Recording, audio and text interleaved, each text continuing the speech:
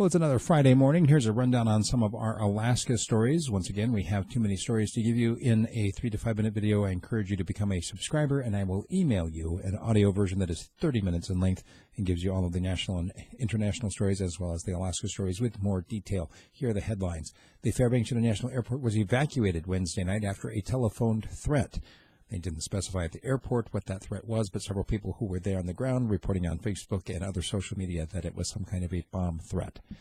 A man in Anchorage overdosed after he was pulled over and shoved a bunch of drugs in his mouth. This actually came about on Wednesday afternoon when there were reports of shots fired in a neighborhood. Police went out looking for it, saw a man and a juvenile in a car that matched the descriptions of the suspects in the shooting. As they pursued, pulled them over. The passenger ran. The driver popped a bunch of drugs in his mouth and swallowed, overdosed, taken to the hospital.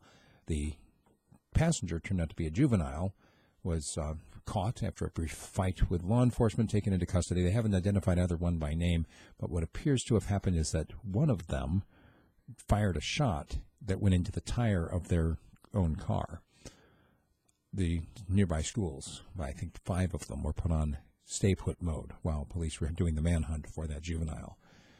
The Fairbanks School District has rolled out a social media campaign in order to help their students. It's something that is basically designed to help those who are in economic need more than anything else, everything from sneakers to food. Apparently, a number of teachers around the country have been using their own money to provide extra food for those who need it, and now they're trying to get members of the community to participate as well.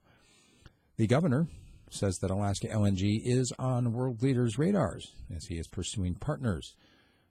As of yet, there is no buyer for this massive project, and the 3 major oil producers who were supposed to make this thing work have pulled out.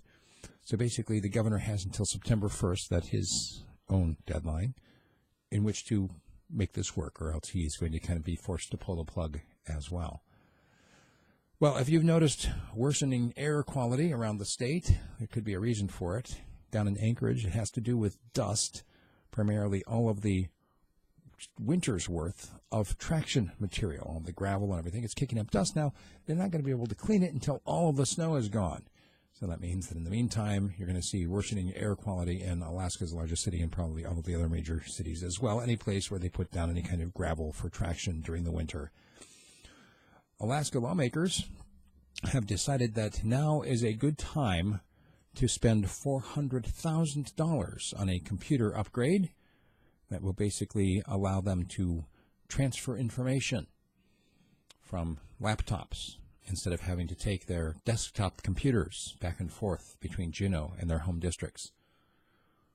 $400,000 computer system upgrade, while the state is considering taking the permanent fund and instituting an income tax. Somewhere around here, I believe I've got a little instrument. Why, yes, here it is. Here's a suggestion. Get a bunch of flash drives.